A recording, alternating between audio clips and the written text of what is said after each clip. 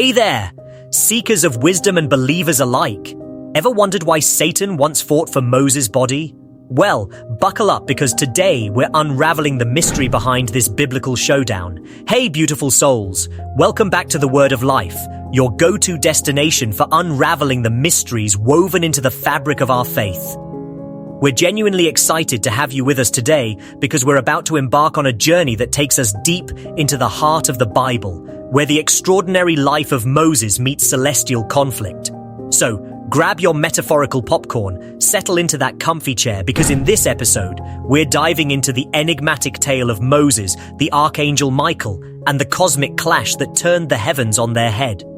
We promise you, by the end of this, you'll be looking at Moses' story in a whole new light. Now, before we dive headfirst into the riveting details, let us give you a sneak peek into what's in store.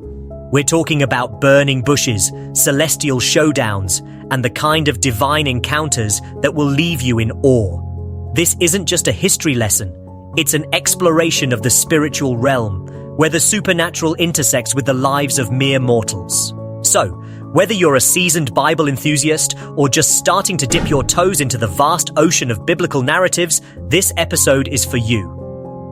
We're about to uncover the why behind Satan's audacious bid for Moses' body. And trust us, it's a story that will leave you on the edge of your seat. Stay tuned, because the journey is about to begin, and we can't wait to explore this incredible piece of our spiritual tapestry with you. Are you ready? Let's dive in.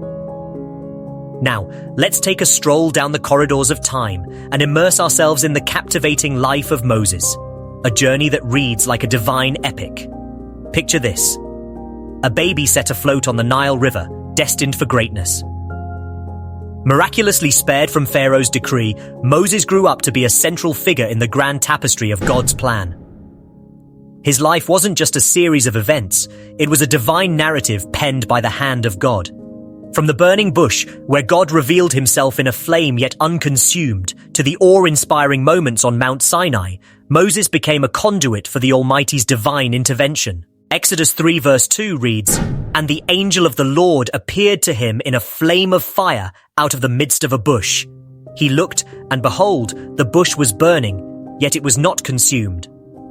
Fast forward to the wilderness wanderings, where Moses, armed with the staff of miracles, led the Israelites through trials and triumphs. Miracles unfolded, from the parting of the Red Sea to manna from heaven, all orchestrated by the hand of the one who called Moses from the burning bush. Exodus 14 verse 21 and 22. "Then Moses stretched out his hand over the sea, and the Lord drove the sea back by a strong east wind all night, and made the sea dry land, and the waters were divided." Exodus 16:4 says, "Then the Lord said to Moses, Behold, I am about to rain bread from heaven for you, and the people shall go out and gather a day's portion every day, that I may test them, whether they will walk in my law or not." Now let's fast forward to a pivotal moment in the biblical narrative, Moses' mysterious death and burial. The book of Jude pulls back the veil, exposing a celestial tug-of-war between Satan and the Archangel Michael over Moses' body. It's a revelation that leaves us pondering why the clash over this humble servant of the Lord. Jude 1 verse 9 tells us, "Yet Michael the archangel, when contending with the devil, he disputed about the body of Moses, does not bring against him a railing accusation, but said, The Lord rebuke thee." Now, let's delve into the theories that attempt to untangle this celestial mystery.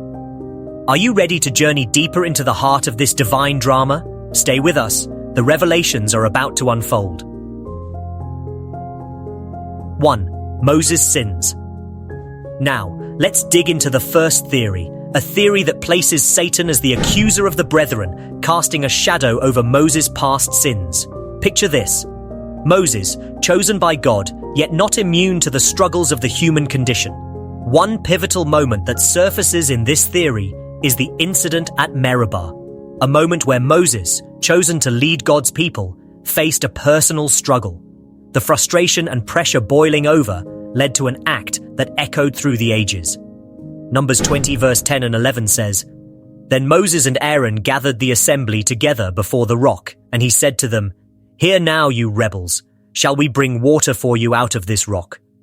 And Moses lifted up his hand and struck the rock with his staff twice, and water came out abundantly, and the congregation drank, and their livestock. This act, though providing water for the thirsty multitude, came at a cost. Some suggest that Satan, the ultimate accuser, seized upon this moment of imperfection, an imperfection that denied Moses entry into the promised land. Numbers 20 verse 12 reads, "And the Lord said to Moses and Aaron, because you did not believe in me, to uphold me as holy in the eyes of the people of Israel, therefore you shall not bring this assembly into the land that I have given them." And then, there's the haunting memory of Moses killing the Egyptian, a righteous indignation sparked by witnessing an injustice against his Hebrew brother, an impulsive act that sent Moses fleeing into the wilderness.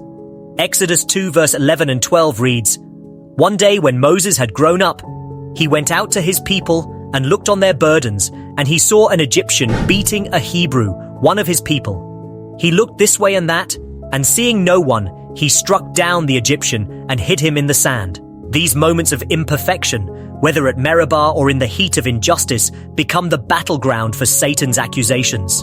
Was he opposed to Moses' resurrection because of these human failings? It's a theory that brings to light the complex interplay between divine purpose and human frailty. Stick with us as we explore more dimensions of this celestial chess match. 2. Accessible burial. Now, let's dive into a theory that paints a picture of spiritual foresight. Some scholars suggest that Satan, even the cunning adversary, may have desired Moses' body to be easily accessible to the Israelites. Why? The anticipation was that, if the location of Moses' burial was known, the Israelites might create a shrine around it, unknowingly stumbling into the treacherous territory of idolatry.